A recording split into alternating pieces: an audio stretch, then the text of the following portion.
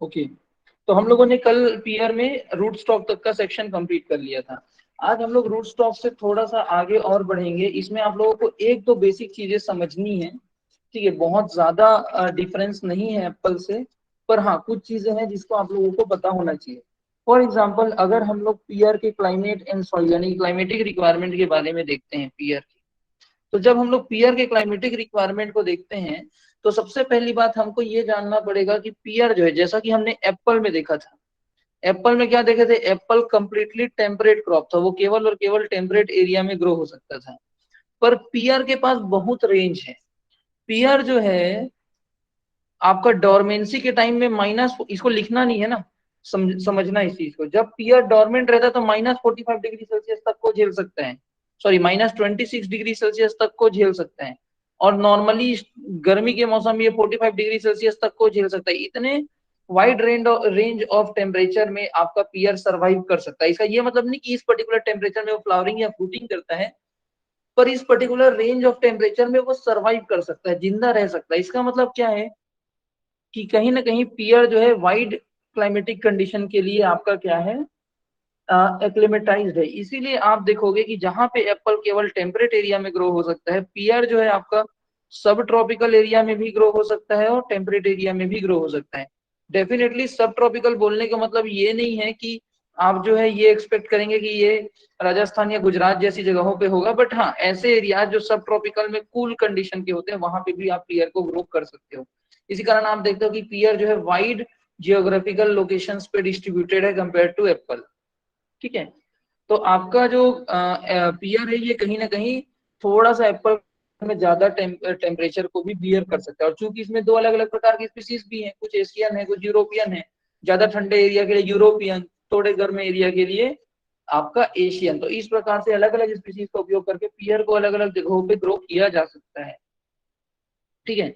आप देखेंगे कि पीयर का चिलिंग रिक्वायरमेंट कहीं ना कहीं हाई चिल वेराइटीज का अप्रोक्सीमेटली 1500 आवर्स तक भी जाता है, यानी कि एकदम जहां पे टेम्परेट एरिया है वहां पे आप हाई चिल वेराइटीज को लगाओगे। जैसे कि आपका एग्जांपल क्या हो गया, आपका बार्टलेट हो गया।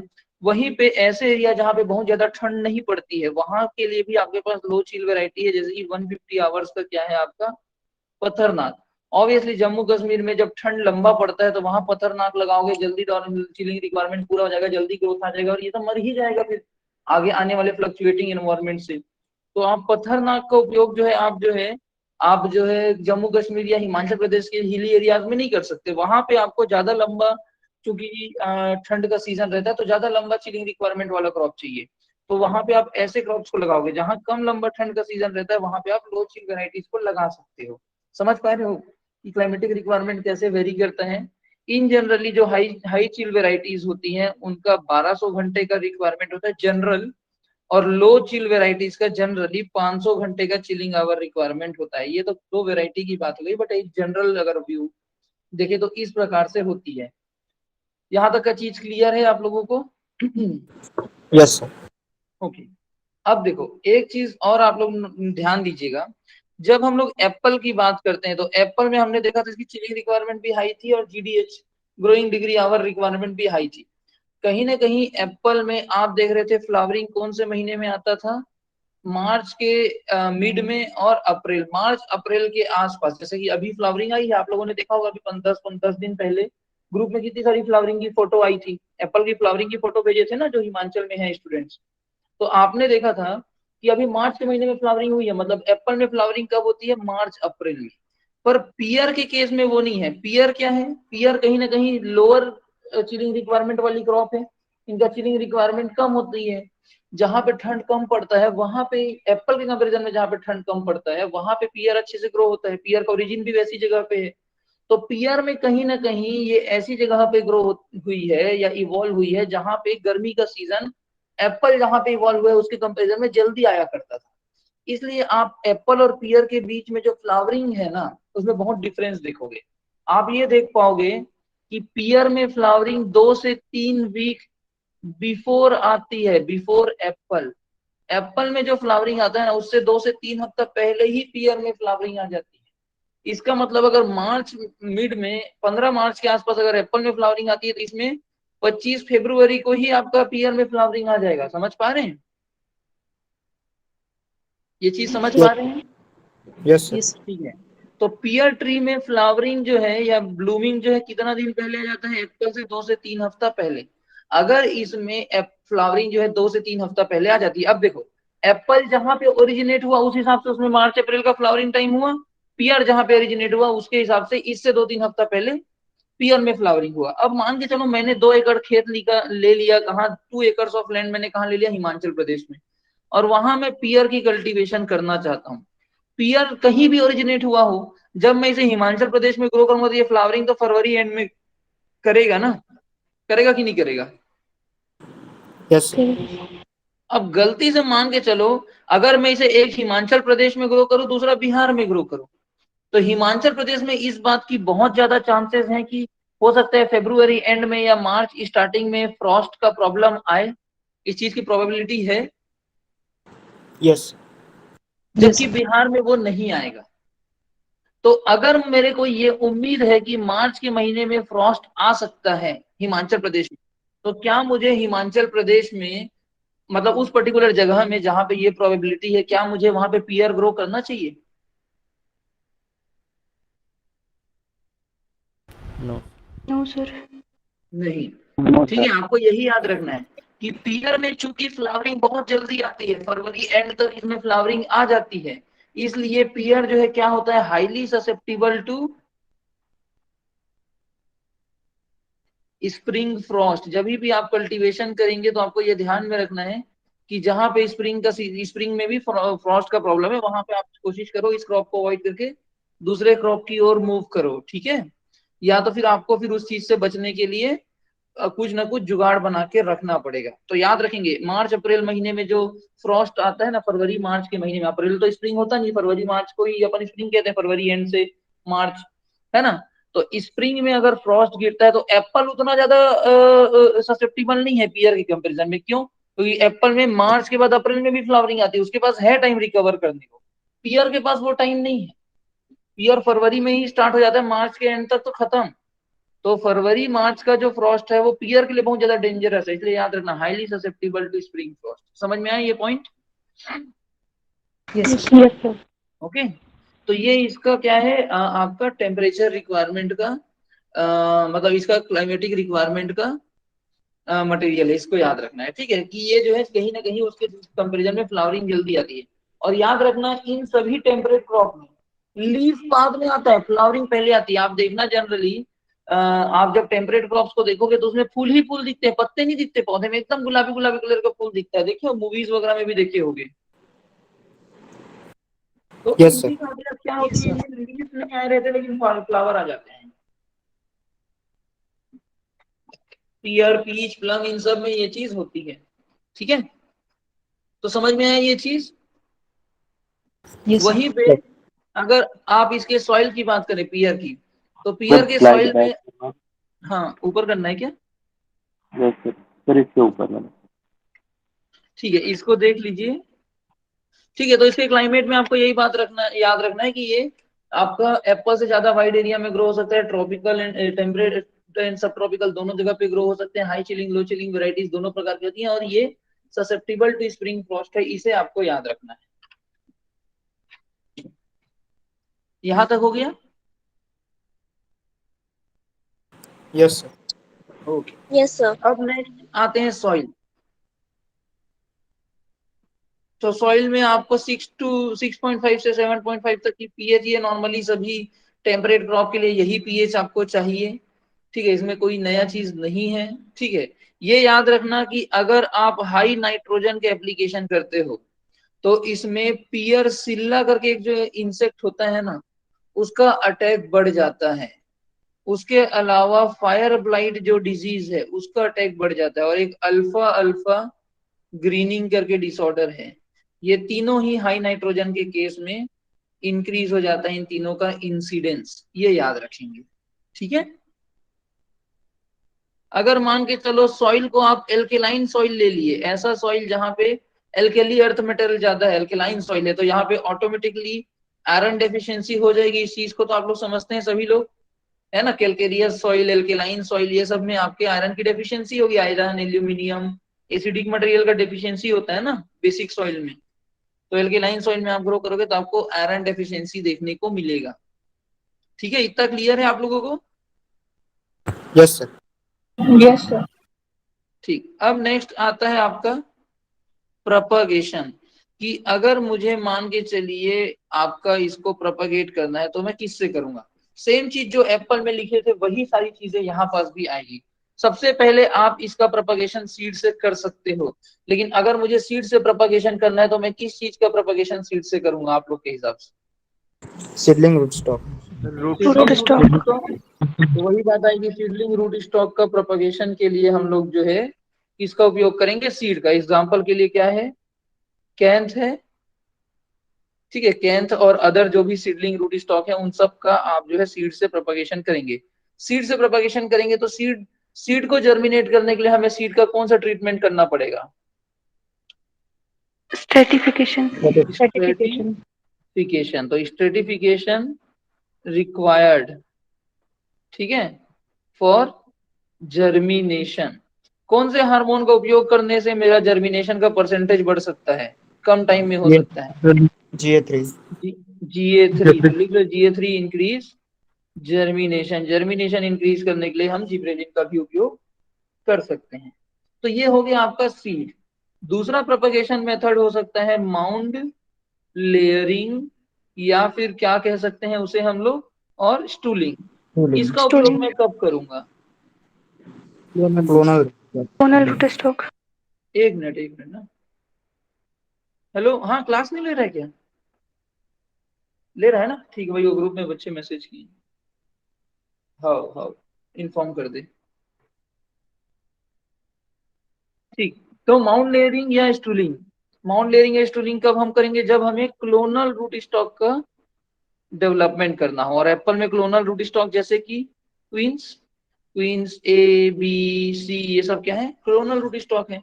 तो इनके प्रोपगेशन के लिए हम किसका उपयोग करते हैं? स्टूलिंग का उपयोग करते हैं। क्लियर है यहाँ तक?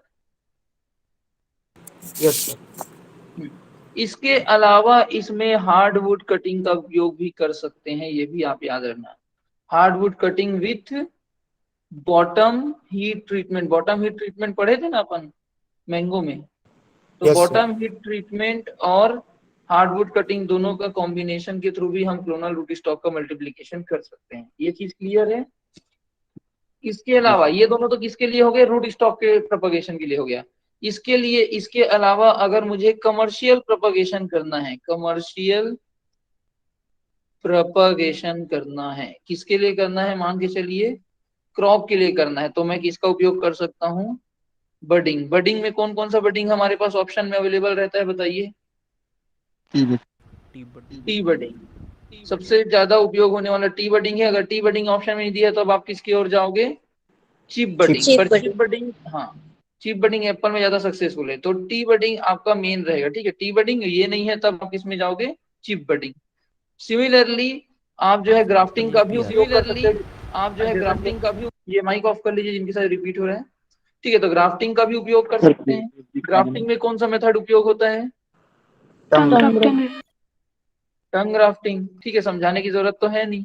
तो टंग ग्राफ्टिंग का उपयोग भी आप कर सकते हैं, और इसके अल्टरनेटिव में फिर आप वीव ग्राफ्टिंग का उपयोग भी कर सकते हो। तो टंग ग्राफ्टिंग या वीव ग्राफ्टिंग का उपयोग कर सकते हो। ठीक है, तो कमर्शियल प्रोपगेशन के लिए टी बडिंग और टंग ग्राफ्टिंग याद रखना। ये दोनों ऑप्शन में नहीं है तो चिप बडिंग और वीव ग्राफ्टिंग की ओर जाओगे। ठीक है, दोनों ही कमर्शियल है, याद रहेगा ये चीज? Yes previous. ठीक, इसके बाद अगर हम लोग बात करें तो आपको याद होगा कि जब हम लोग जो है एक और चीज हम लोग करते हैं, इंटर स्टॉक का यूज करते हैं। जब हम लोग बार्टलेट, बोस या विंटरनेलिस को जब हम लोग क्वींस रूट स्टॉक के साथ अटैच करते हैं तो यहाँ पे हमको ग्राफ्ट इनकम्पेटिबिलिटी देखने को मिलता है। देखिए हो, है ना? इसको जब हम लोग जो है इसके साथ इंसर्ट करते हैं, क्या बोलते हैं, इन दोनों को जब हम, ये लिख लिए, लिखने का काम हो गया तो फिर मैं आगे समझाता हूँ। हो गया सभी का? Yes sir. Yes sir. Yes sir. ठीक। जब आप लोग जो है कल ही हम लोगों ने इसके ऊपर डिस्कशन किया था पियर की कुछ वैरायटी जैसे कि बार्टलेट या फिर बोस था या फिर विंटरनेलिस, इस प्रकार की कुछ वैरायटी को जब हम लोग किसके ऊपर ग्राफ्ट करते हैं, quince variety, quince crop, quince A root stock या B root stock, C root stock, D root stock, कोई भी क्वींस की रूट स्टॉक के ऊपर जब हम लोग ग्राफ्ट करते हैं तो ये जो ग्राफ्टिंग है ये जो है क्या होता है, जनरली सक्सेसफुल नहीं होता। तो हम क्या करते हैं, इनके बीच में हम एक ऐसा मटेरियल ला के अटैच करते हैं जो दोनों के साथ सही हो, जिसे हम लोग क्या कहते हैं, इंटर स्टॉक कहते हैं, और उसे इस ग्राफ्ट और सियोन के बीच में लगा देते हैं, जिससे क्या होता है इन दोनों के बीच में कॉम्बिनेशन आ जाता है। ये चीज सबको पता है, कोई नई बात है क्या इसमें? ठीक है। तो हम क्या करते हैं, पियर में बोस, विंटरनेलिस और quince A B C D, इन दोनों को आपस में जोड़ने के लिए किसका उपयोग करते हैं, इंटर स्टॉक का उपयोग करते हैं। इंटर स्टॉक के रूप में ओल्ड होम करके एक वेराइटी है और दूसरा कौन है, ब्यूरो बियोर हार्डी। हार्डी। ये दो वेराइटी का उपयोग करके हम लोग क्या करते हैं, ये जो दो इनकम्पेटिबल रूट स्टॉक और सियॉन है उसको हम लोग जोड़ते हैं। लेकिन इसके लिए हम जो मेथड ऑफ प्रोपगेशन यूज करते हैं उस मेथड को क्या कहते हैं, ये सवाल बहुत इंपॉर्टेंट है। और इसी साल डबल ग्राफ्टिंग के नाम से ये क्वेश्चन किसी को एग्जाम में पूछा था और आप ही लोगों ने पूछा था, आइदर ये जेआरएफ में पूछा था आइदर सीटी में पूछा था। किसी को याद है क्या किसमें आया था ये क्वेश्चन? शायद जेआरएफ में आया था। सर जेआरएफ डबल में था डबल वर्क करके। डबल वर्किंग, हाँ डबल वर्क या फिर डबल ग्राफ्टिंग के नाम से ये क्वेश्चन आया था भाई। तो याद रखेंगे जब भी हम इंटर स्टॉक को कंबाइन करते हैं तो क्या होता है, या तो हम क्या करेंगे, ये देखो ये रूट स्टॉक है, इसमें सबसे पहले हमने किसको लाके लगा दिया, इंटर स्टॉक को। इंटर स्टॉक को लाके लगाए, इनके बीच में कॉम्बिनेशन होने में 1 साल लग जाएगा। फिर क्या करेंगे, जब ये दोनों जुड़ जाएंगे ना, फिर इसके ऊपर किसको लाके लगाएंगे, आपके सियोन को। देख रहे हो, ये दूसरा साल सेकेंड ईयर में ये ज्वाइन होगा। तो आप देखो एक बार यहाँ पे ग्राफ्टिंग हुआ, एक बार यहाँ पे ग्राफ्टिंग हुआ, टोटल कितने बार ग्राफ्टिंग हुआ, कितने बार हुआ जी? 2 बार। दो बार। तो चूंकि यहाँ पे 2 बार ग्राफ्टिंग हुआ इसलिए इसे हम लोग क्या कहते हैं, डबल ग्राफ्टिंग कहते हैं इस मेथड को। तो डबल ग्राफ्टिंग या डबल वर्किंग, इस नाम से अगर क्वेश्चन पूछता है तो आपको याद रहना चाहिए कि इंटर स्टॉक को कनेक्ट करने की बात हो रही है। तो ग्राफ्टिंग मेथड में हम लोग क्या करते हैं, डबल ग्राफ्टिंग या डबल वर्किंग करते हैं। तो एक ये तरीका हो सकता है जिससे हम लोग जो है इंटर स्टॉक को जोड़ते हैं। कौन से मेथड से, ग्राफ्टिंग के मेथड से। लेकिन मुझे ग्राफ्टिंग करने का मन है ही नहीं, मैं चाहता हूं मैं बडिंग से ज्वाइन करूं। तो अगर मुझे बडिंग से जोड़ना है तो मैं कौन से मेथड को फॉलो करूंगा, तो बडिंग में एक मेथड आती है जिसे कहते हैं डबल शील्ड बडिंग। क्या करते हैं इसमें, हमने अपना ये रूट स्टॉक लिया, रूट स्टॉक में से ये वुड हटा दिया, फिर क्या करूंगा, ये मान के चलो कौन सा पौधा है, ये पौधा किसका है, मान लो बियोर हार्डी या फिर ओल्ड होम का पौधा है। इसमें से मैं एक ऐसा बर्ड निकालूंगा जिसके बर्ड से मेरे कोई लेना देना नहीं है, इसका सिर्फ और सिर्फ ऊपरी जो बार्क है ना पहले उसको लाके यहाँ पे चिपकाऊंगा। समझ पा रहे हो, इसको ऐसे समझो। ये क्या हो गया, हमने यहां से इसका बार्क रिमूव कर दिया, किसका, ये कौन सी वैरायटी है, मान लो क्वींस। फिर इसमें मैंने क्या किया, ये मैं क्या लेके आ गया, ओल्ड होम। इसमें बड नहीं है, केवल और केवल क्या है, बार्क है। फिर इसके ऊपर मैं क्या करूंगा, ये कौन सी वैरायटी लेके आ गया मैं, आपकी बार्टलेट। और इस वैरायटी में आपका बड मौजूद होगा। तो आप देख पा रहे हो, रूट स्टॉक और उसके बाद सियोन के रूप में बार्टलेट और बीच में इंटर स्टॉक के रूप में ओल्ड होम। इन तीनों को आपस में लाते हैं और एक साथ बांध देते हैं। इस प्रकार से जब हम बडिंग करते हैं, और ये शील्ड के शेप में लेते हैं बर्ड को दोनों ही, तो इस प्रकार से जब हम बडिंग करते हैं तो आप देख पा रहे हो, एक बड ये, एक बडिंग के लिए सियोन ये और एक ये, 2 बार बडिंग की प्रोसेस एक साथ हो रही है, देख पा रहे हो। इसलिए इसे हम लोग क्या कहते हैं, डबल शील्ड बडिंग कहते हैं। समझ में आ रहा है ये चीज?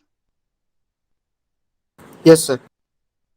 ठीक है। एक बार और ये चीज, हाँ देखो क्या होता है, ये हम रूट स्टॉक लिए, रूट स्टॉक में ला के हम सबसे पहले इंटर स्टॉक को कनेक्ट करेंगे, इंटर स्टॉक को कनेक्ट कर दिए। अब देखो ग्राफ्टिंग में हम क्या किए थे, 1 साल वेट किए थे, पहले इंटर स्टॉक को रूट स्टॉक से ज्वाइन होने में 1 साल लग गया। फिर उसके बाद अगले साल सियोन को ज्वाइन किया, टोटल कितना साल लगा, 2 साल।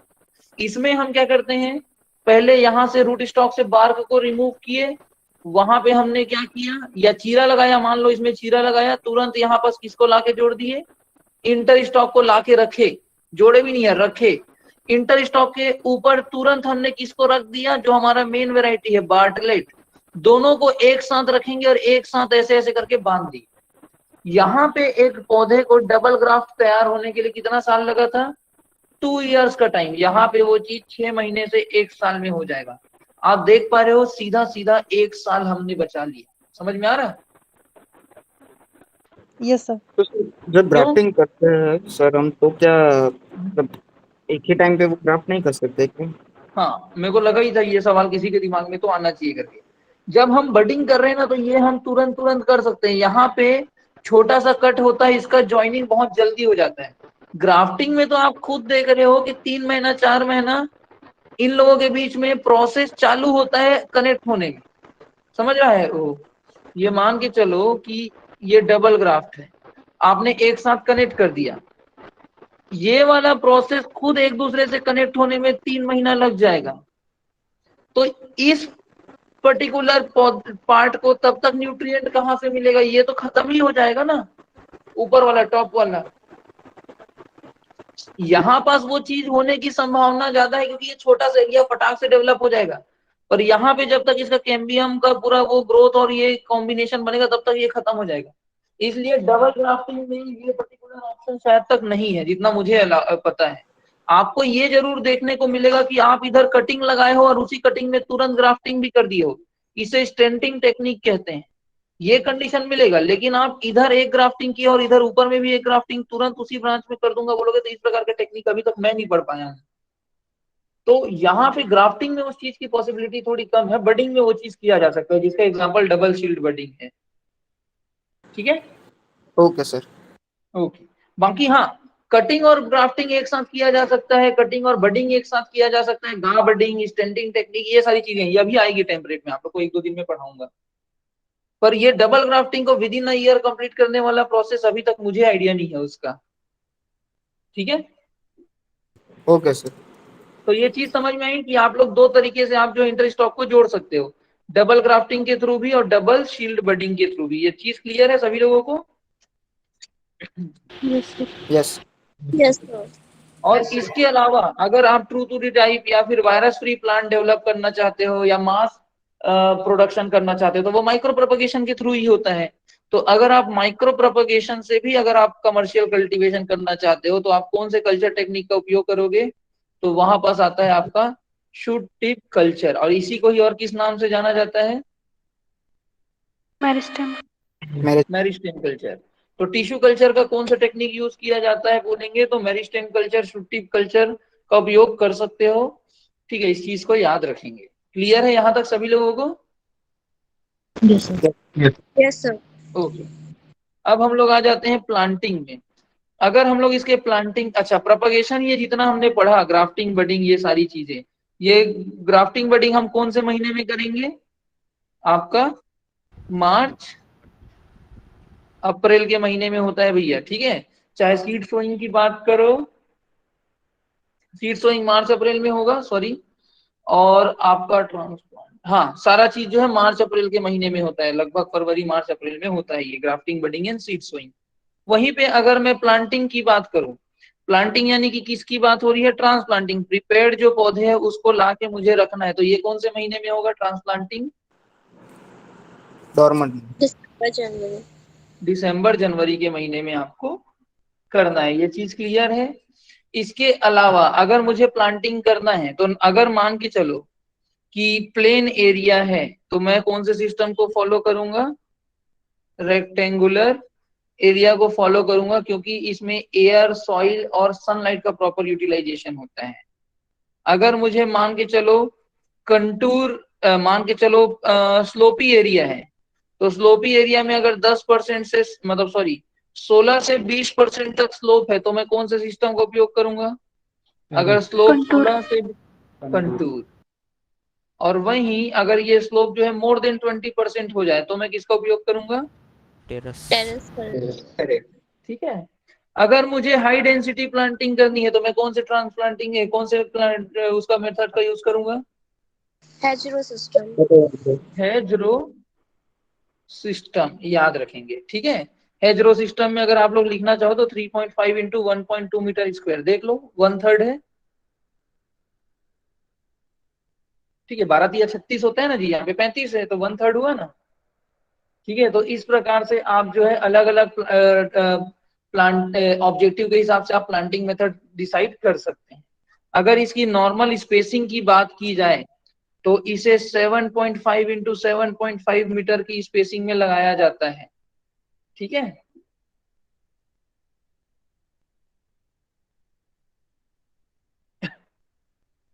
पर अगर आप इसे हेजरो सिस्टम में लगाते हो तो इसे हाई डेंसिटी प्लांटिंग के लिए अगर आप हेजरो सिस्टम का उपयोग करते हो तो आप 3 से 3.5 मीटर और 1 से 1.2 मीटर इतने की दूरी में मेंटेन कर सकते हो। ये स्पेसिंग समझ में आ रहा है ना आप लोगों को? ये कब होगा? जब आप क्वींस के ड्वार्फिंग रूट स्टॉक का उपयोग करोगे तब की बात है, ठीक है। Yes sir. ओके, यहां तक क्लियर है सभी लोगों को? प्लांटिंग टाइम आप लोग को पता है, जहां पे ठंड जो है एकदम नॉर्मल पड़ती है, जहां ठंड जल्दी खत्म हो जाता है, चलो छोड़ो वो सब चीजों को। हाँ, अगर मान के चलो आप ट्रांसप्लांटिंग करना चाहते हो और किसी कारण से ट्रांसप्लांटिंग करने में डिले हो गया, इफ डिले इन ट्रांसप्लांटिंग, भाई आप बेयर रूटेड, अच्छा इसमें भी बेयर रूटेड ट्रांसप्लांटिंग कर सकते हैं, लिख लो सबसे पहले तो बेयर रूटेड ट्रांसप्लांटिंग करते हैं, ये पॉइंट लिख लो, बार बार रिपीट होगा तो याद रहेगा आप लोगों को। दूसरा चीज, जब हम लोग ट्रांसप्लांटिंग करते हैं उस समय पौधे में पत्ती होती है कि नहीं होती है? नहीं होती। क्योंकि डोरमेंसी का टाइम होता है, तो हम लोग किसका उपयोग करते हैं? 1 ईयर ओल्ड वीप का उपयोग करते हैं। वर्ड क्या यूज होता है? वीप। वीप मतलब क्या होता है? लीफलेस सीडलिंग, जिसमें लीफ ना हो ऐसे सीडलिंग का जब ट्रांसप्लांट करते हैं तो उसे वीप कहते हैं। वीप का एज कितना हो सकता है? 1 से 2 साल। ये सवाल पिछले साल आया था कि कितने साल पुराने पौधे लीफलेस सीडलिंग को हम वीप कहेंगे। जीआरएफ का ही क्वेश्चन है, तो 1 से 2 साल अधिकतम, ठीक है।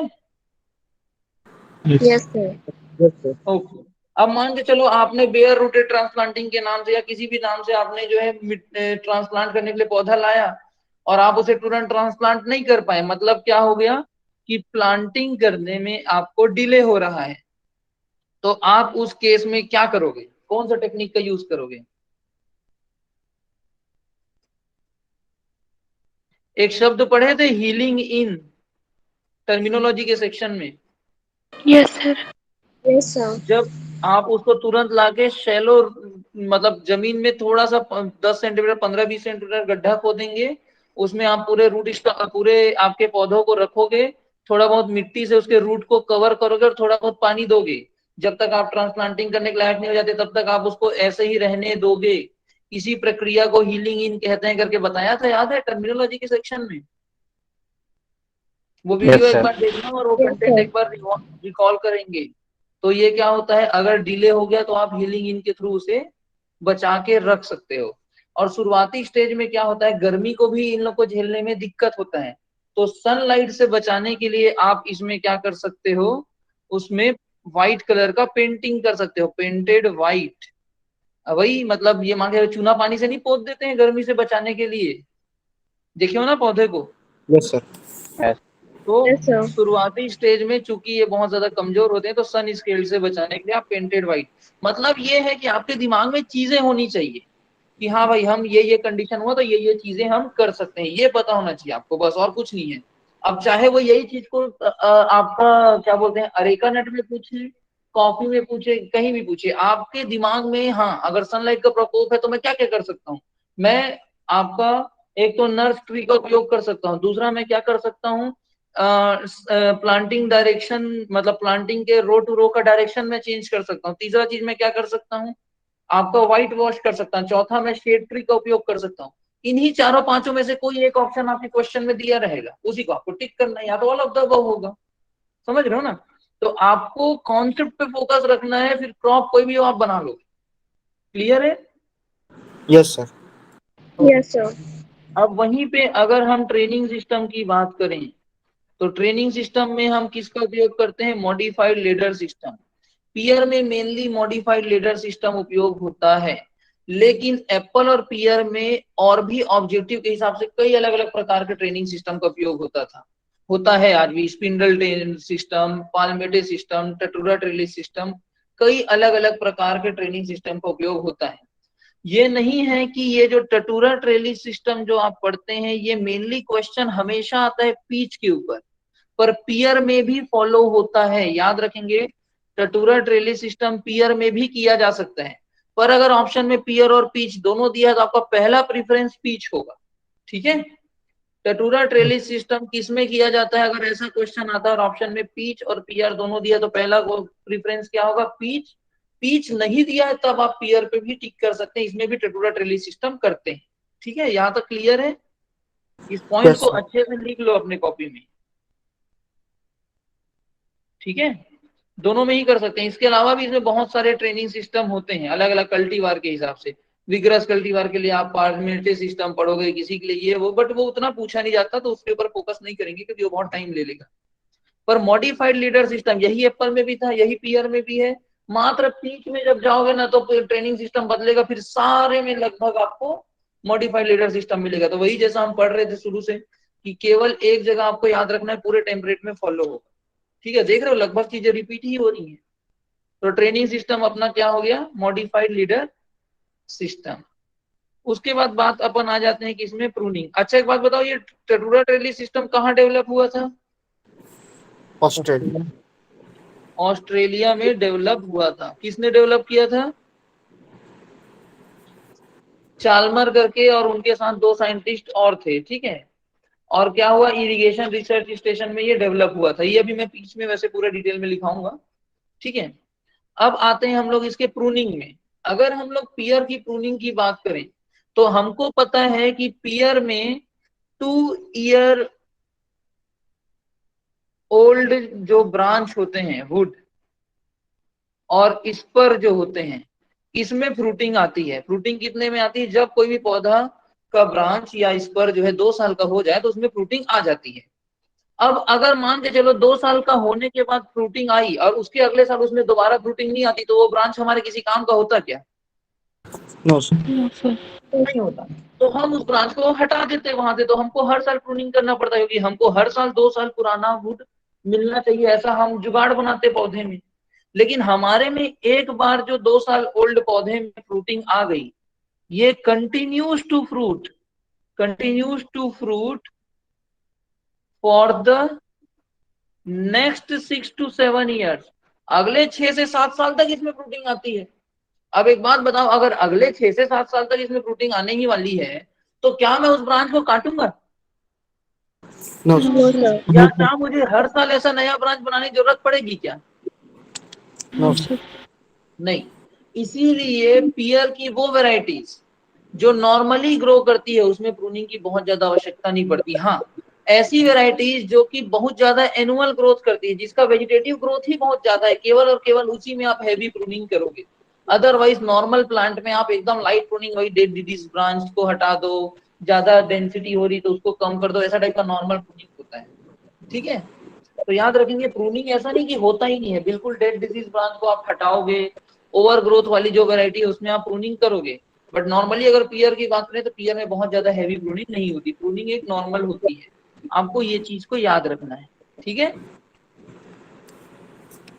लेकिन यही चीज जब हम पीच में पढ़ेंगे तो पीच में हैवी प्रूनिंग पढ़ेंगे, वहां पे उसका कारण है वो मैं समझाऊंगा। हाँ कुछ बोल रहे क्या? सर मतलब फ्रूट जो टर्मिनली बॉर्न होकर स्पर पे। हाँ हाँ, उससे कोई बहुत ज्यादा लेना देना नहीं है। देखो, आप प्रूनिंग कब करते हो किसी भी पौधे में? प्रूनिंग का कॉन्सेप्ट उसके फ्लावरिंग फ्रूटिंग पे जाता है। ये मान के चलो पौधा है, ये स्पर बना, ये स्पर बना, ये सारे स्पर बने, 2 साल के हुए ये स्पर, इसमें फ्रूटिंग आ गई, ये देखो।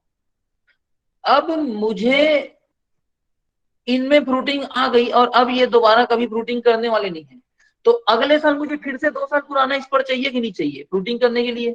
लेकिन ये सारे 2 साल पुराने स्पर तो एक साथ फ्रूटिंग हो गए और इसमें फ्रूटिंग आएगी नहीं, तो इसको मेरे को काट के फेंकना पड़ेगा और 1 साल इंतजार करूंगा, तब उसके 2 साल बाद उसमें फ्रूटिंग आएगी। तो मैं क्या करूंगा, मुझे हर साल प्रूनिंग चाहिए करके एक बार इधर प्रूनिंग करूंगा, एक बार इधर प्रूनिंग करूंगा, एक बार इधर प्रूनिंग करूंगा, ताकि हर साल कंटिन्यूअसली फ्लावरिंग मिले। ये कब करूंगा, जब किसी भी ब्रांच में या स्पर में एक बार फ्लावरिंग फ्रूटिंग आने के बाद दोबारा ना आए। पर अगर मुझे पता है कि एक बार इसमें फ्रूटिंग आई और अगले 6 से 7 साल तक आएगा, तो मैं क्या करूंगा, 6 से 7 साल पूरा इसमें फ्रूटिंग आने दूंगा, उसके बाद 1 साल का ब्रेक लेके पूरा फ्रूटिंग लूंगा। या तो क्या करूंगा, पौधे को 6 अलग अलग सेक्शन में डिवाइड करूंगा, एक बार इस सेक्शन को कट करूंगा और 5 दूसरे साइड से फ्रूटिंग लूंगा, फिर उसके बाद ये वाले सेक्शन को कट करूंगा और बाकी 5 सेक्शन को फ्रूटिंग लूंगा, फिर इसको कट करूंगा। ऐसे करते करते क्या होगा, हर साल फ्रूट के 6 सेक्शन में से 5 सेक्शन में फ्रूटिंग लूंगा और एक सेक्शन बस छूटा रहेगा, और वो लगभग 1 साल के बाद फ्रूटिंग के लिए तैयार हो जाएगा। तो इस तरीके से रेगुलर फ्रूटिंग मिलेगी। तो ये अलग अलग टेक्निक होते हैं जिसके थ्रू आप प्रूनिंग करके प्लांट में रेगुलर फ्रूटिंग को मेंटेन करते हो। चूंकि पीआर में उतना टेंशन है नहीं, 6 से 7 साल तक वो फ्रूटिंग करते ही रहता है, तो इसमें उतना तामझाम करने की जरूरत है नहीं। समझ में आया? Yes sir. ओके। अभी जब आप लोग को मैं वो पढ़ाऊंगा ना, कौन से क्रॉप में है, शायद चेरी है या एप्रिकॉट, उसमें 5 साल में होता है, तो 5 सेगमेंट में डिवाइड करके प्रूनिंग करते हैं, वो मैं आप लोग को बताऊंगा, तब आप लोग को ये चीज और समझ में आएगी। हाँ, कुछ पूछ रहे क्या? सर फिर पीयर में ज्यादा प्रूनिंग करते हैं क्या एप्पल में? एप्पल में प्रूनिंग हम करते हैं रेगुलर, एनुअल प्रूनिंग उसमें करेंगे, क्यों? क्योंकि उसमें 1 ईयर ओल्ड वुड में आती है और उसके बाद एक ही बार आती है फ्रूटिंग, उसके बाद आपको नया स्पर का प्रोडक्शन चाहिए, नया ब्रांच का प्रोडक्शन चाहिए फ्रूटिंग के लिए, तो इसलिए उसमें प्रूनिंग कंटिन्यूअसली किया जाता है। पीच में भी हैवी प्रूनिंग करते हैं, क्योंकि एक बार जिस जगह पे फ्रूटिंग आ गई वहां पे दोबारा नहीं आती, तो उसमें टिप प्रूनिंग का प्रॉब्लम आता है। तो वो क्रॉप टू क्रॉप जैसे जैसे आता जाएगा ना, तो मैं आप लोग को एक्सप्लेन कर जाऊंगा। अभी पीच में बताऊंगा तो कुछ चीजें और समझ में आएंगी। और एक वो चेरी या एप्रिकॉट, दोनों में से एक है, मैं एकदम क्लियरली याद नहीं आ रहा है, उसमें एक में समझाऊंगा। ठीक है? तो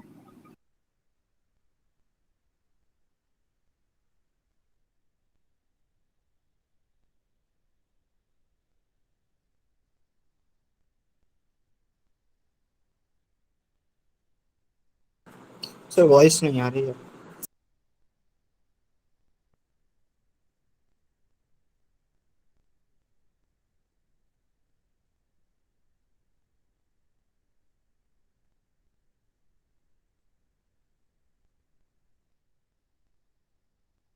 सर वॉइस नहीं आ रही है। सर वॉइस नहीं आ रही है। Yes sir. अभी ठीक है? हाँ yes. Yes, sir. Yes sir. नहीं आ रही। Yes sir.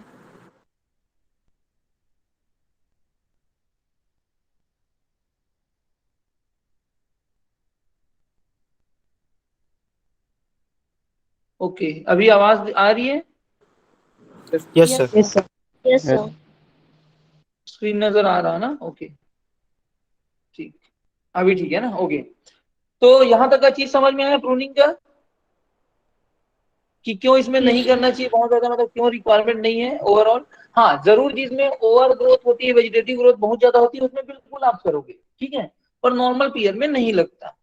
अब मुझे अगर प्रूनिंग करना है भाई, डेड डिजीज ब्रांच को रिमूव करूंगा ही, नॉर्मल प्रूनिंग तो करूंगा ही, तो प्रूनिंग के लिए प्रूनिंग टाइम क्या सुटेबल होगा, कौन से सीजन में हमको प्रूनिंग करना चाहिए बताइए?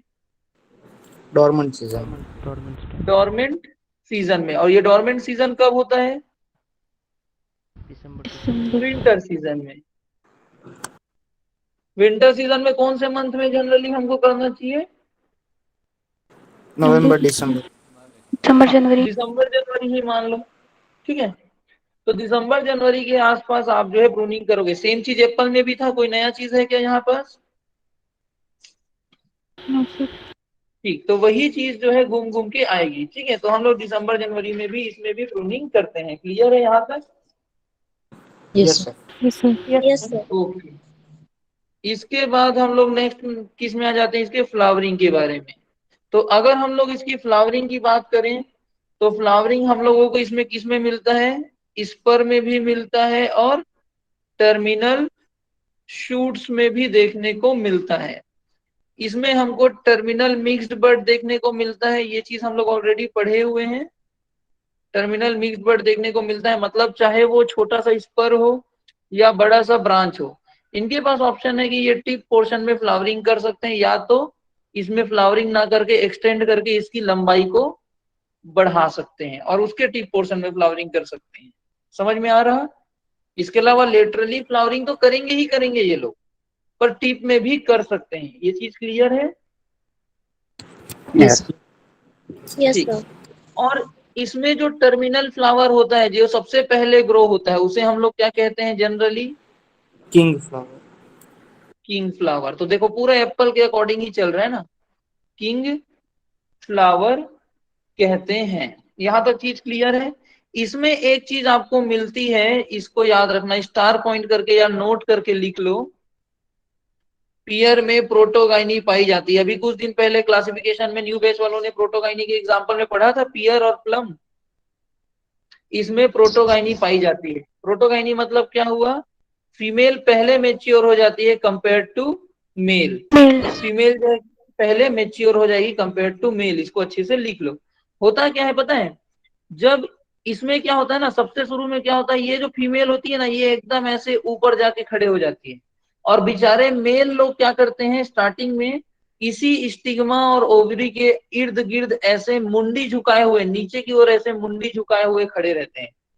फिर बाद में कुछ दिन देखो, फीमेल ऊपर चली गई और ये रिसेप्टिव हो गई, अभी ये फॉरेन पॉलिन को एक्सेप्ट कर सकती है, और मेल जो है ऐसे मुंडी को झुकाए हुए खड़े रहते हैं। इसका मतलब क्या हुआ कि मेल तो पॉलिन रिलीज कर ही नहीं सकते। तो आपको क्या समझ में आ रहा है? केवल फीमेल यहाँ पे रिसेप्टिव है। फिर 3 दिन 4 दिन 5 दिन जब बीत जाता है, तब ये मेल जो है इसके बराबर ऊंचाई में आते हैं और ये प्रॉपरली आपका यहाँ पे पॉलिनेशन में भाग लेते हैं। तो इससे क्या समझ में आया कि फीमेल पहले मेच्योर हो रही है? समझ में आ रहा है आपको ये बात? Yes sir. तो ऐसा ही फिजियोलॉजी इसमें Yes, sir. देखा गया, इसलिए इसे क्या कहते हैं? प्रोटोगाइनी। क्लियर है? सर सर हाँ बोलिए। सर टर्मिनल फ्लावर का क्या लिखा हुआ है? आवाज नहीं आ रही, बहुत कम आ रही। क्या बोल रहे हैं? सर टर्मिनल फ्लावर का क्या लिखा हुआ है? King flower. टर्मिनल फ्लावरिंग को किंग फ्लावर कहते हैं, टर्मिनल फ्लावर को। ओके। ठीक है। तो प्रोटोगाइनस नेचर में क्या होता है, जब फूल खिलता है ना, तो फूल खिलता है तो क्या होता है, ये फीमेल ऑर्गन ऐसे एकदम ऊपर रहती है और मेल ऑर्गन ऐसे नीचे रहते हैं, और बाद में 3-4 दिन बाद ये ऊपर आते हैं, जो कि ये चीज को जस्टिफाई करता है कि इसमें प्रोटोगाइनस नेचर हमको देखने को मिलता है। तो फ्लावरिंग यहाँ तक क्लियर हुआ?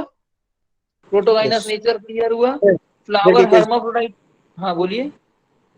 पॉलिनाइजर की कोई जरूरत नहीं होगी ना इसमें, होगी ना, होगी, अभी आएगा, वो भी आएगा। क्योंकि उसमें फीमेल हर्माफ्रो पहले होती है, तो फिर पॉलिनाइजर में दिक्कत रहेगा। क्या बोल रहे हैं ध्रुवेश? मतलब अगर फीमेल अगर इतना ज्यादा पहले रिसेप्टिव हो जा रही है तो उस टाइम पे उसको पोलन की जरूरत होगी, तो मे बी वहाँ पे पॉलिनाइजर ट्री की जरूरत हाँ, होगी। पॉलिनाइजर की जरूरत एक तो प्रोटोगाइनस नेचर के कारण लगेगी, लेकिन फिर भी क्या है ना कि जब 4 दिन बाद ये मेच्योर हो, ये ऊपर आते हैं, तो उस टाइम में इसमें कुछ रिसेप्टिविटी बची ही होती है, तो थोड़ा बहुत पॉलिनेशन तो हो ही जाता है, उसका दिक्कत नहीं है। लेकिन उससे बड़ा प्रॉब्लम पियर में एग्जिस्ट करता है, जिसे हम लोग कहते हैं गेमिटोफाइटिक सेल्फ इनकम्पेटिबिलिटी। इसको तो हम लोग इग्नोर कर ही नहीं सकते। यस पूरे टेम्परेट में रोजेसी फैमिली में है ना, तो पॉलिनाइजर तो हमको लगना ही है, इसके कारण नहीं तो उसके कारण सही। समझ रहे हो? तो वो तो लगेगा ही। Okay okay. सर। हाँ। तो एक तो प्रोटोगाइनस नेचर क्लियर हुआ। उसके बाद ये हर्माफ्रोडाइट फ्लावर होते हैं, मतलब मेल और फीमेल एक ही जगह पाए जाते हैं, पर फिर भी ये क्रॉस पॉलिनेटेड होते हैं और इनको पॉलिनाइजर की जरूरत पड़ती है, क्योंकि इसमें क्या पाया जाता है? गैमिटोफाइटिक सेल्फ इनकम्पेटिबिलिटी पाई जाती है। इसके कारण क्या होता है, ये खुद के वैरायटी के प्लांट को तो ये पॉलिनेट कर नहीं सकते, तो हमें दूसरी वैरायटी की प्लांट चाहिए। ऐसे प्लांट चाहिए जो कि इसके फ्लावरिंग टाइम के साथ ओवरलैप करे, उसी टाइम में फ्लावरिंग आए जब हमारे मेन क्रॉप में फ्लावरिंग आ रहे हैं। तो याद वॉइस रखो। नहीं आ रहा है। आवाज आ ही नहीं रही क्या? आ रही है सर। आ रही है सर। आ रही है आ रही सर। ना? एक बार आप लोग नेटवर्क अपने साइड का चेक करिए थोड़ा सा। ठीक है। तो क्या होता है, क्योंकि अगर लैग होता है ना, तो मेरे को यहाँ पे स्क्रीन में समझ आ जाता है लैग होता है जब। ठीक। तो देखो, गैमिटोफाइटिक सेल्फ इनकम्पेटिबिलिटी पाई जाती है, और उसके कारण हमको क्या करना पड़ता है, पॉलिनेशन के लिए दूसरी वैरायटी का व्यवस्था करना पड़ता है। यहाँ पे 2 बातों का ध्यान देखना है कि एक सर तो वॉइस आपका नहीं आ जो रहा है, है। अभी क्लियर है ना? अभी भी अटक रहा है क्या आवाज? No sir. No sir. आ रहा है सर, आवाज आ रहा है। आ रहा है ना? क्योंकि देखो, मैं यहाँ पे दो स्क्रीन, एक मैं टैबलेट में पढ़ा रहा हूँ और सामने में मेरे लैपटॉप ओपन है। तो अगर मैं यहाँ पे लाइन खींच रहा हूँ, ये विद इन अ सेकेंड वहां पे मेरे को दिख रहा है वो लाइन, मतलब नेटवर्क में प्रॉब्लम नहीं है, वो आपके साइड प्रॉब्लम है। ठीक है, तो आप लोग एक बार अपने साइड का नेटवर्क चेक करो, अदरवाइज मेरे को अगर होता ना तो ये जो लाइन अभी तुरंत खींच रही है ना, ये 5 सेकंड बाद खींचता। तो एक बार आप लोग अपने साइड का नेटवर्क चेक करिए, कुछ इश्यू उधर होगा। ठीक है, बाकी लोगों को आ रहा है ना आवाज? Yes sir. Yes, sir. हाँ, Yes, वही। sir. तो ये गैमेटोफाइटिक सेल्फ इनकम्पेटिबिलिटी जो है, ये जो है इसके होने के कारण हमको पॉलिनाइजर का उपयोग करना पड़ता है। तो हम लोग 10% पॉलिनाइजर का उपयोग करते हैं, किसमें? पीयर में। और 10% पॉलिनाइजर के साथ जब हम उपयोग करते हैं तो याद रखना है पॉलिनाइजर के रूप में, ये केवल और केवल पीयर या एप्पल की बात नहीं है। किसी भी पौधे में जब आप पॉलिनाइजर का उपयोग करोगे तो कम से कम 2 वेराइटीज को एज एन पॉलिनाइजर यूज करोगे। एक वेराइटी जो आपके पीयर के क्रॉप से थोड़ा पहले फ्लावरिंग करता हो और एक उसके तुरंत बाद फ्लावरिंग करता हो। तो 2 प्रकार की वेराइटीज का उपयोग करते हैं, क्योंकि गलती से आपने एक वेराइटी का पॉलिनाइजर लगा दिया, पता चला मेन वेराइटी के साथ किसी साल किसी कारण से फ्लावरिंग मैच नहीं किया, तो पॉलिनेशन होगा ही नहीं और आप फंस जाओगे। इसलिए हमेशा 2 वेराइटीज को एज एन पॉलिनाइजर यूज करते हैं, टोटल 10% होना चाहिए। ठीक है, याद रहेगा ये बात? Yes sir. Yes, sir. ठीक है, तो पीयर के फ्लावरिंग में क्या समझ में आया? स्पर और टर्मिनल वाला चीज समझ में आया। टर्मिनल फ्लावर को किंग फ्लावरिंग कहते हैं। ठीक है, प्रोटोगाइनस नेचर, हर्माफ्रोडाइट फ्लावर होते हैं, लेकिन गैमेटोफाइटिक सेल्फ इनकम्पेटिबिलिटी के होने के कारण क्रॉस पॉलिनेशन होता है। पॉलिनाइजर के रूप में हम 2 वैरायटी का उपयोग कर सकते हैं, 10% पॉलिनाइजर लगाते हैं। अब एक बात बताओ, अगर मुझे फ्लावरिंग लाना है तो फ्लावरिंग के लिए अगर मैं हार्मोन की बात करूं तो जिब्रेलिन हाई है मान लो और ऑक्सिन हाई है, तो ये फ्लावरिंग, और साइटोकाइनिन लो है, तो ये कौन से कंडीशन को प्रमोट करता है? फ्लावर इंडक्शन को प्रमोट करेगा या रिड्यूस करेगा? Reduce correct. रिड्यूस करेगा। रिड्यूस करेगा। फ्लावर इनिशिएशन को ये रिड्यूस करता है। लास्ट क्लास में हमने देखा था ना, जिब्रेलिन अगर हाई है तो ये फ्लावर इनिशिएशन को रिड्यूस करेगा। वहीं पे अगर मैं जिब्रेलिन को रिड्यूस कर दूं या ऑक्सिन को रिड्यूस कर दूं और साइटोकाइनिन बढ़ जाए, इस केस में ये क्या करेगा? फ्लावर इनिशिएशन को इंक्रीज करेगा, रिड्यूस करेगा? इंक्रीज करेगा। इंक्रीज करेगा। ठीक है, अब भाई जिब्रेलिन का कम ज्यादा होना तो पौधे के ऊपर डिपेंडेंट है ना। तो अगर मान के चलो मैं जिब्रेलिन को तो कम ज्यादा नहीं कर सकता, लेकिन अगर मैं जिब्रेलिन के जगह पे मैं एंटी जिब्रेलिन का स्प्रे कर दूं, यानी कि SADH या पैक्लोब्यूट्राजोल का नाम सुने हो ना सब लोग, यस सर। Yes sir. इन दोनों का स्प्रे कर दूं तो पौधे में मैंने किसकी मात्रा बढ़ा दी? SADH और पैक्लोब्यूट्राजोल। तो ये दोनों सबसे पहली बात क्या है? एंटीऑक्सिन, एंटी जिब्रेलिन, एंटी इथाइलिन, क्या है? एंटी जिब्रेलिन है। Eligible. ये जैसे ही जाएंगे ये किसके अगेंस्ट काम करेंगे? जिब्रेलिन के अगेंस्ट काम करेंगे। Eligible. मतलब पौधे में जिब्रेलिन की कंडीशन जो भी हो, हाई हो लो, उससे हमको लेना देना नहीं है। लेकिन अगर SADH और पैक्लोब्यूट्राजोल है तो ये जिब्रेलिन की एक्टिविटी को रिड्यूस करेंगे कि नहीं करेंगे? Yes, sir. करेंगे। और जैसे ही जिब्रेलिन की एक्टिविटी रिड्यूस हुई, फ्लावरिंग बढ़ेगी कि घटेगी? बढ़ेगी। बढ़ेगी. बढ़ेगी। इसका मतलब मैं ये कह सकता हूं कि फ्लावर इनिशिएशन या फ्लावरिंग को इंक्रीज करने के लिए मैं पैक्लोब्यूट्राजोल या SADH का उपयोग कर सकता हूं। समझ में आ रहा है इसकी वर्किंग? यस। ठीक है, देखो सारी चीजें पिछले क्लासेस से रिलेटेड है। अगर आपने एप्पल में हार्मोनल रेगुलेशन समझा है इसका, तो यहाँ पे ये चीज समझ में आएगी। वहां नहीं समझे तो यहाँ पे ये रिलेशन बिल्कुल समझ नहीं आएगा। तो समझ आ रहा है कि नहीं आ रहा है? Yes sir. Yes, sir. Yes sir. आ रहा है ना? तो इसीलिए पैक्लोब्यूट्राजोल, SADH इनका स्प्रे करके हम फ्लावरिंग को इंक्रीज करते हैं। तो याद रखना, फ्लावरिंग मत लिखना इसको, एक्चुअली फ्लोरल इनिशिएशन लिखना। फ्लोरल इनिशिएशन को इंक्रीज करने के लिए हम पैक्लोब्यूट्राजोल या SADH का उपयोग करते हैं। कैसे काम करता है, वर्किंग समझ में आया? आया कि Yes, नहीं आया sir. जी? Yes sir.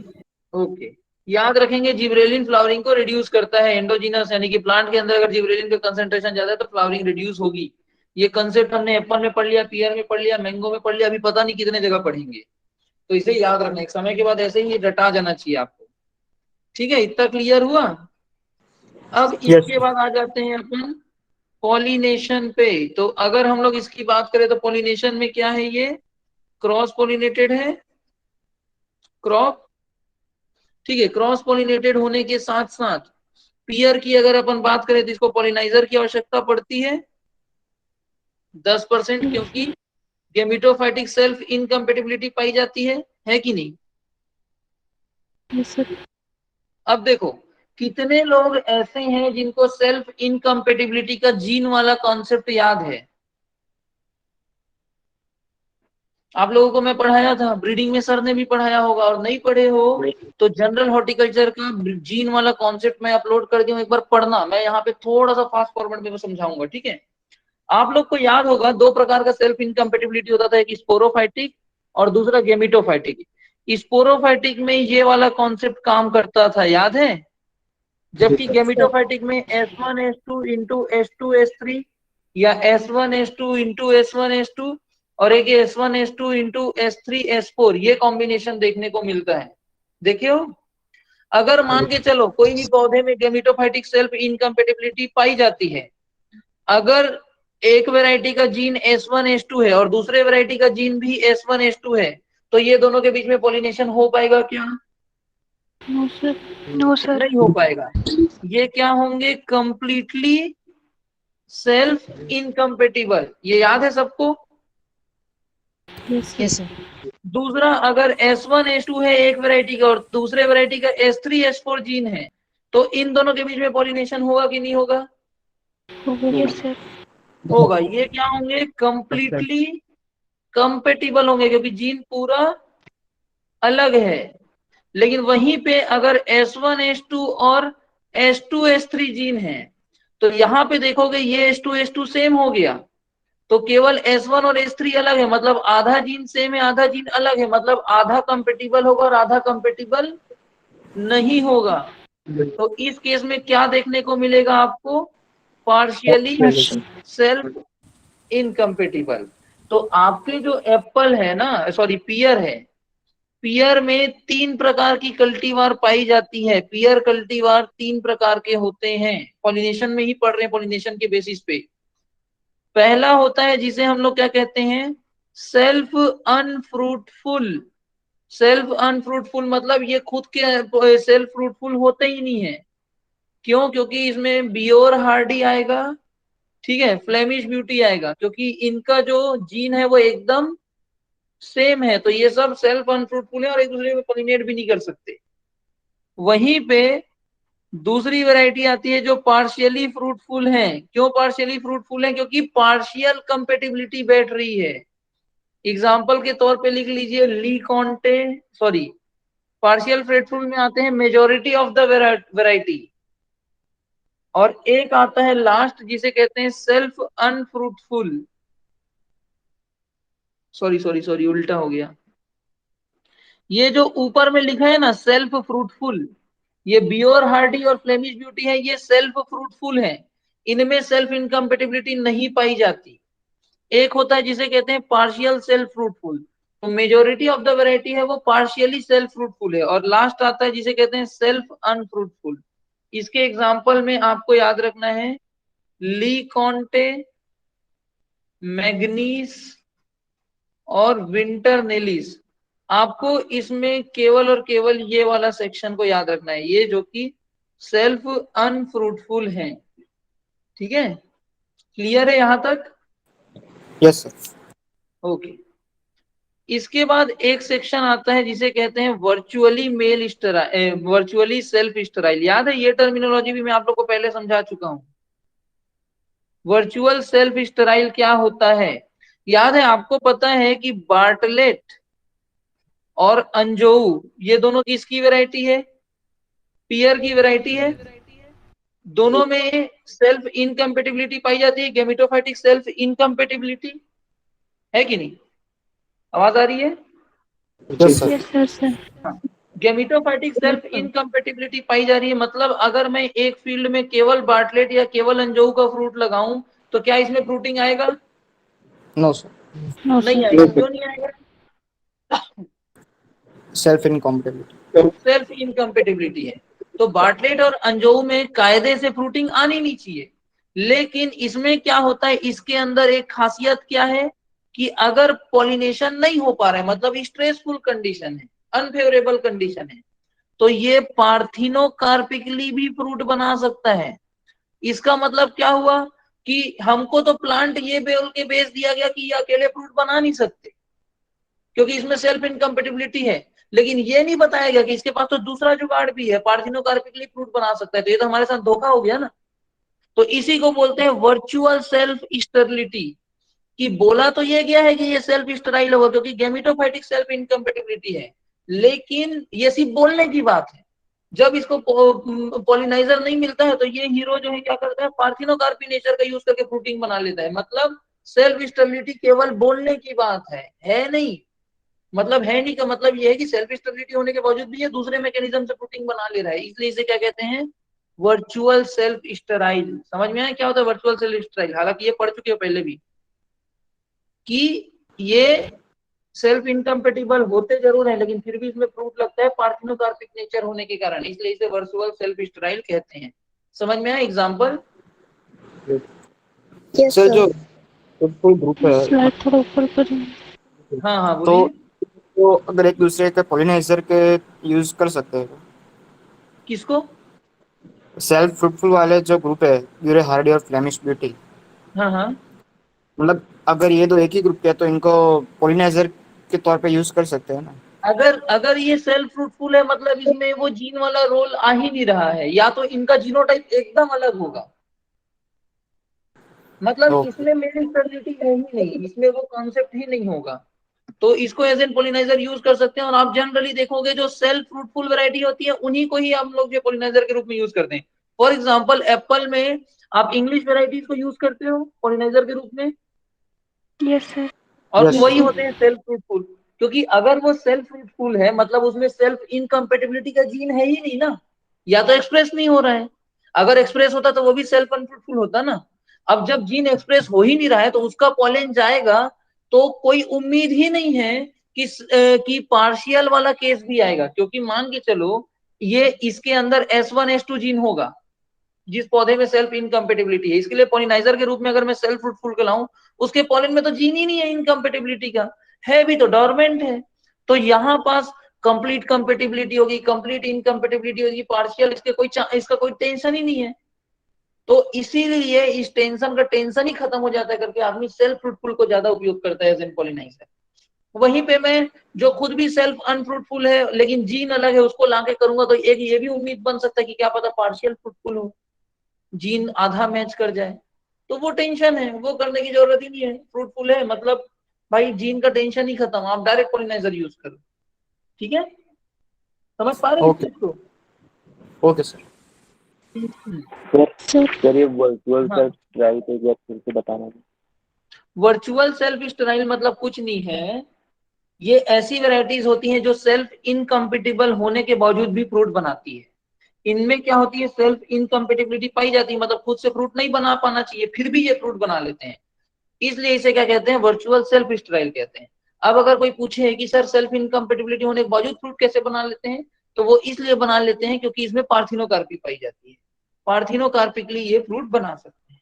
समझ में आया?